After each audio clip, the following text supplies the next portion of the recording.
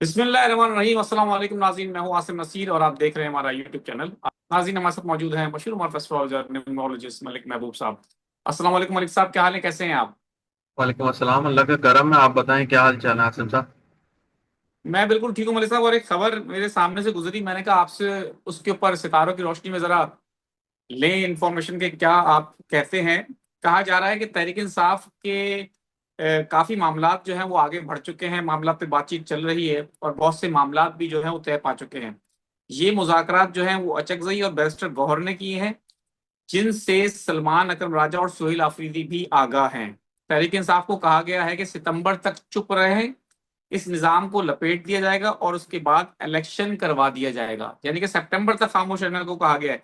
आप भी ये कह चुके हैं कि हो सकता है कि कुछ आने वाले दिनों में कुछ आवाम जो है सड़कों पर आएगी और एकदम से निज़ाम जो है लपेटा जाएगा। मैंने जब आपसे बात की थी कि ये मौजूदा जो हुकूमत है इसकी तो पोजीशन काफ़ी मजबूत लग रही, तो आपने कहा था कि एकदम से कोई चीज़ चली जाएगी, पता भी नहीं चलेगा। तो आप क्या समझते हैं, जो ये खबर मेरी नज़रों के सामने से गुजरी, सितारों की रोशनी में आप क्या कहेंगे?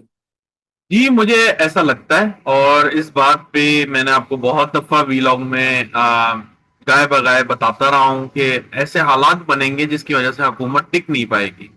ये हालात स्पेशली एक्टिवेट हो चुके हैं, लेकिन आगे आने वाले दिनों में जैसे ही जून में जुपिटर ट्रांजिट करेगा कैंसर में, तो कैंसर जो है एरीज साइन का फोर्थ हाउस बनता है। और अगर पाकिस्तान असेंडेंट देखे तो पाकिस्तान का असेंडेंट एरीज है, और एरीज से ये अवाम के घर में ट्रांजिट करेगा। ये अवाम के घर में ट्रांजिट करेगा तो इसमें बहुत सारे प्लैनेट ऑलरेडी मौजूद हैं पहले से। मर्क्यूरी है, सैटर्न है, मुझे पूरी तरह से गुमान पड़ता है शायद मून भी है अगर मैं गलत नहीं हूं। लेकिन ऐसा लगता है कि इन प्लैनेट, सन तो है पक्की बात है, इन प्लैनेट की वजह से जो कॉम्बिनेशन है, एक कॉम्बिनेशन नहीं बहुत सारे कॉम्बिनेशन बन रहे हैं इसमें। अक्सर कॉम्बिनेशन ऐसे दिख रहे हैं कि आवाम पहले परेशान होगी, लेकिन बाद में आवाम को रिलीफ मिलेगा। वो किस सेंस में मिलेगा? वो इस सेंस में मिलेगा जब वो हुकूमत को साइडलाइन कर देगी। तो ऐसा लगता है कि आने वाले 2-3 महीने बड़े मुश्किल भी हैं। ये बात याद रखिएगा, ये इतना आसान नहीं है, ना ही ये इतना आसान होगा, क्योंकि कुदरती आफात का जो एक सिलसिला है वो भी जून से एक्टिवेट हो रहा है। और तो मैंने आपको बताया कि 3-4 प्लैनेट होने की वजह से हम सिर्फ हाउस को नहीं देखते, हम प्लैनेट को देखते हैं, फिर उसके नक्षत्र को देखते हैं, फिर वहां से ट्राइंग, कंजंक्शन या स्क्वायर क्या बन रहा है वो अलग चीजें होती हैं, उसको भी जहन में रख के प्रिडिक्शन देनी पड़ती है। तो इन सब चीजों को अगर मैं देखूं तो मुझे ऐसा लगता है कि पाकिस्तान की सियासत में बहुत बड़ा टर्मोइल आने वाला है। ये टर्मोइल इस तरह से भी हो सकता है कि जो लोग अभी इस वक्त अ, हुकूमत का हिस्सा है वो शायद इनके अगेंस्ट हो जाए। जैसे पीपल्स पार्टी बहुत ही क्लियर है, वो शायद अभी कहा भी जा रहा है कि कोई 28वीं तरमीम आ रही है, लेकिन मुझे नहीं लगता कि अभी कोई तरमीम आने वाली है। ये बात बहुत ही क्लियर है। ये नॉर्मली तब होता है जब सैटर्न रेट्रोग्रेड होता है, और उससे भी ज्यादा सैटर्न और जुपिटर दोनों एक साथ रेट्रोग्रेड होता है, तो पाकिस्तान में तरमीम आती ही आती। अब ये आप ये नहीं समझिएगा, वैसे सैटर्न जुपिटर हर साल होते हैं, लेकिन कुछ कॉम्बिनेशन ऐसे होते हैं प्लैनेट के जिसमें सैटर्न जुपिटर अगर साथ में रेट्रो हो जाए तो वो कंफर्म ये बताते हैं कि पाकिस्तान में तरमीम आएगी। फिलहाल मुझे तरमीम के चांसेस नहीं नजर आ रहे। बहुत ही लाइट चांसेस हैं, 2 या 3%। और मैं इसलिए इसको कंसिडर नहीं कर रहा हूं क्योंकि जुपिटर और सैटर्न जिस हाउस में टाइम बना रहे हैं उसमें हुकूमत के लिए मुश्किलात है, तरमीम से वो बच नहीं पाएंगे। मलिक साहब, आपको क्या लगता है, तहरीक इंसाफ का कुछ लगता है कि कोई तहरीक शुरू कर सकती है महंगाई के हवाले से, जो पाकिस्तान में सूरत हाल है, और वो उसको कन्वर्ट कर दे खान साहब की रिहाई में?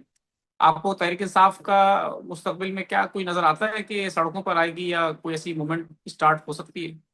तहरीक तो चलाएंगे, लेकिन आप ये पूछ रहे हैं कि अगर ये लोग तहरीक को इस तरह से लेकर आए कि महंगाई के लिए ला रहे हैं और फिर खान साहब के लिए कन्वर्ट करते हैं, ये बताना एस्ट्रोलॉजिकली बड़ा मुश्किल है।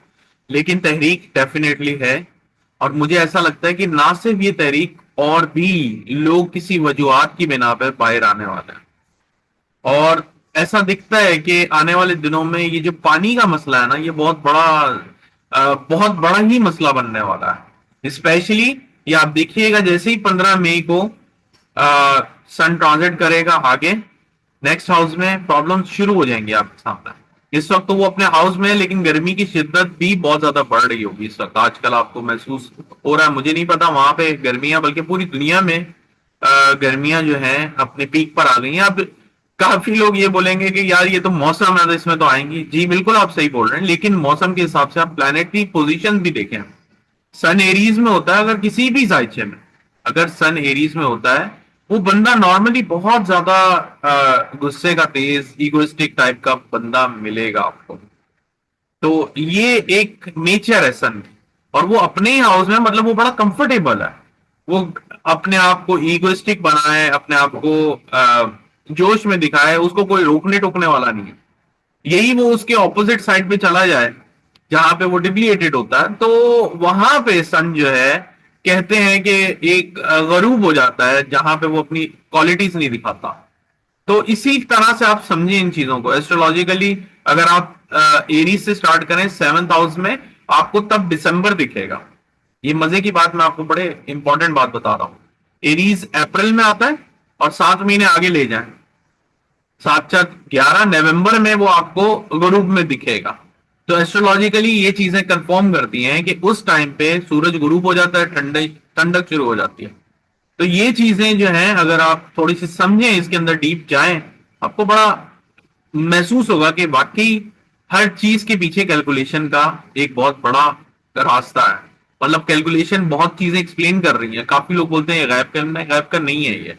मैं समझा समझा के थक गया हूं, लेकिन फिर भी लोग अभी भी यही बोलते हैं। मैं आपको बार बार बताता हूं कि अगर आप मंथ बेस के ऊपर अपनी बर्थ डेट को कैलकुलेट कर रहे हैं, तो आप बहुत बड़ी गलती पे हैं। यहाँ एक दिन में 12 साइन बदलते हैं। हर 2.5 घंटे के बाद आपका असेंडेंट बदल जाता है। तो आप कैसे कह सकते हैं कि आप एरीज हैं, टॉरस हैं, जेमिनाई हैं? आप मंथ वाइज चलेंगे।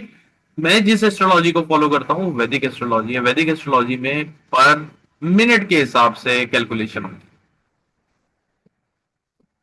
बिल्कुल ठीक है मलिक साहब, मैं अब कुछ लोगों के सवाल ले लेता हूँ। कामरान अली हैं, कहते हैं कि कारोबार में काफी नुकसान हो गया है 12/3/1974। है। तो हो गया है, तो वो क्या पूछ रहे हैं, बेहतरी कब आएगी? जी बेहतरी के बारे में पूछ रहे हैं कि काफी नुकसान कारोबार में उठा लिया है, बेहतरी के चांसेस कब तक है?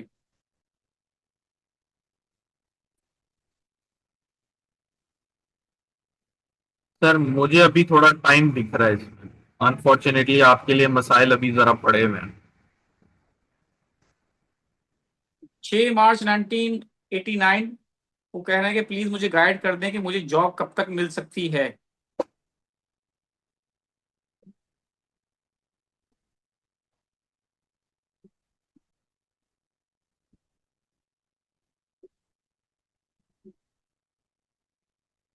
मेहनत करें, मेरे ख्याल से अभी टाइम थोड़ा सा जून के बाद आपका इम्प्रूव होगा। 11/6/2007 डेट ऑफ बर्थ है। वो सवाल ये कर रहे हैं कि मेरे भांजे ने नेट और वाईफाई के केबल में 20 लाख इन्वेस्ट कर रहे हैं, उनके लिए काम सही रहेगा? ये बताना तो मुश्किल है, लेकिन मुझे ऐसा लगता है कि इनकी लाइफ में एक मेजर चेंज आ रहा है जून के बाद। तो जून के बाद अगर स्टार्ट करें तो अच्छा रहेगा। चले, हमारी भी दुआ है, अल्लाह उनको कारोबार में तरक्की दे। सागर अली है, 30/10/1992। मलिक साहब, माली तौर पर कब मजबूती आएगी? 1992।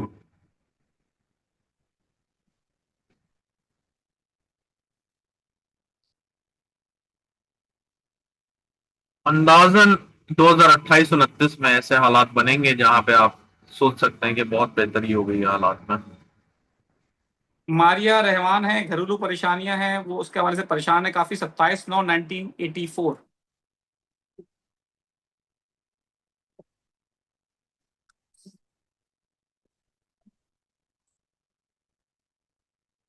अभी ये रहेंगी, लाइफ में आपकी स्ट्रगल है, नजर आ रहा है। बिल्कुल ठीक है मलिक साहब, बहुत बहुत शुक्रिया हमें वक्त देने के लिए। नाज़रीन, जहां हमारे वीलॉग का वक्त खत्म हुआ, मुझे और मलिक महबूब साहब को दें इजाजत। आखिर में हमारा वही पैगाम है, मुस्कुराएं, प्यार बांटें और अपने आसपास के लोगों का ख्याल रखें। अल्लाह हाफिज।